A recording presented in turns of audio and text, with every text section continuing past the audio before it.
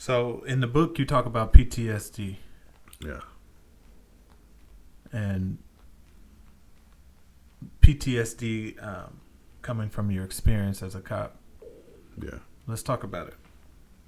Yeah.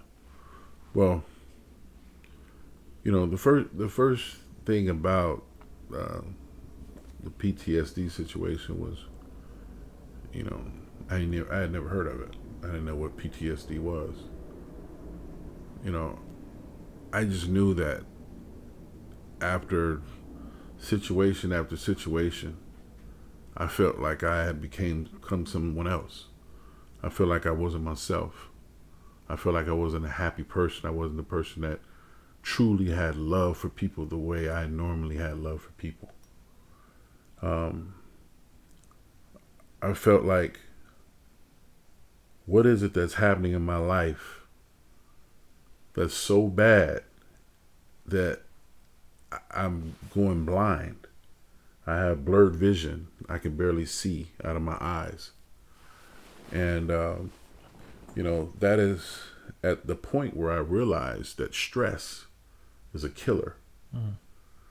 And trauma after trauma after trauma put me in a situation to where I completely just lost sight of the reality of who I truly was. I wasn't I wasn't myself, you know. And so many people are so proud, and they have, you know, and the sad thing about being a police officer is you're expected to be so tough, so hard, a person who doesn't have fear of anything or who can handle anything. And anytime you show some sense of sensitivity towards how you feel, people want to assume that you're crazy or assume that you're this, that, and the other. Well, the reality was, no, I'm not crazy. I'm just going through shit that a person shouldn't have to go through.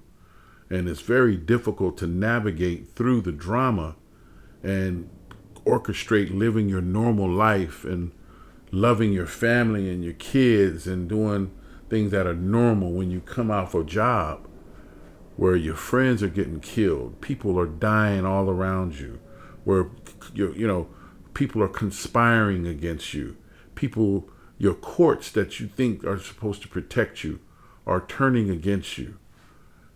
Everything that you are taught to believe in is ultimately the thing that is making life worse for you. Mm. You know what I mean? So, there's so many people who have been pulled over and had a tragic, a bad scenario or with a cop and been treated disrespectfully by a cop and have pain, and they don't even know it. Things have happened in people's lives and they don't even realize they have PTSD. They don't even realize it. Some people, there's just different levels to it. But there's some people who, you go to war, you come back, and you've seen all this death and killings and murders and all this kind of stuff. It's the same thing, but it's right here in the city. You don't have to be in Vietnam. You didn't have to be in Kuwait to experience death, to experience all the things that, a lot of sick people are feeling in the community every day. So there's so many people who have PTSD and mental illnesses and mental problems because of what they experience growing up in a community where death is just, like you say, something that we just have to live with, circumstances that we just have to live with. So my objective truly is to have everybody look at themselves and get help. Don't be too proud. I don't care. I'm a proud black man, but I can tell you, if I have PTSD, I have it, and I'm not ashamed to say it. But I'm also going to do whatever I can do to help myself and help anybody else I can help that may have it.